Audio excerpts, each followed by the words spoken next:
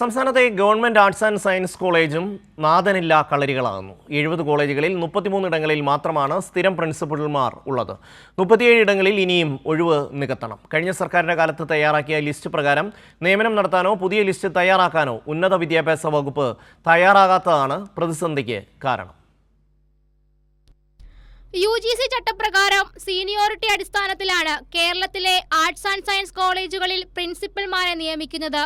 ഇതുമായി ബന്ധപ്പെട്ട് കഴിഞ്ഞ സർക്കാർ ആപ്ലിക്കേഷൻ ക്ഷണിക്കുകയും സെലക്ഷൻ കമ്മിറ്റിയെ രൂപീകരിച്ച് ലിസ്റ്റ് തയ്യാറാക്കുകയും ചെയ്തിരുന്നു. തുടർന്ന് 110 പേരുടെ ലിസ്റ്റ് തയ്യാറാക്കുകയും അതിൽ നിന്ന് ഫൈനൽ ലിസ്റ്റ് റിപ്പോർട്ട് ചെയ്യുകയും ചെയ്തു. ലിസ്റ്റുമായി ബന്ധപ്പെട്ട് ചില അധ്യാപകർ ഹൈക്കോടതിയെ സമീപിച്ചതിനെ തുടർന്ന് നിയമന തടസ്സമുണ്ടായി. എന്നാൽ 2022 സെലക്ഷൻ കമ്മിറ്റി ലിസ്റ്റ് പ്രകാരം പ്രിൻസിപ്പൽമാരെ നിയമിക്കാമെന്നറിയിച്ച് ഹൈക്കോടതി പരാതിയിൽ മേൽ തീർപ്പ് കൽപ്പിച്ചു. അതിന്റെ അടിസ്ഥാനത്തിൽ അന്ന് സംസ്ഥാനത്തുണ്ടായിരുന്ന 33 ഒഴിവുകൾ നികത്തുകയും ചെയ്തു. വിധിപ്രകാരം മുന്നോട്ടുള്ള പ്രിൻസിപ്പൽമാരുടെ തസ്തികകൾ ഒഴിവ് വരുന്നതിനനുസരിച്ച് നികത്താമെന്നും നിർദ്ദേശം നൽകിയിരുന്നു.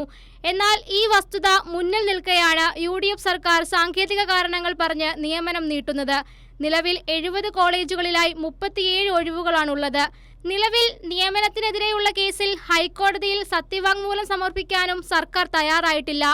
നിയമനത്തിനായി പഴയ ലിസ്റ്റ് ഉപയോഗിക്കുന്നില്ല എന്ന് മാത്രമല്ല, പുതിയ ലിസ്റ്റ് തയ്യാറാക്കാനും ശ്രമിക്കാതെയാണ് സർക്കാർ ഇരട്ടത്താപ്പ് തുടരുന്നത്. കൈരളി ന്യൂസ്, തിരുവനന്തപുരം.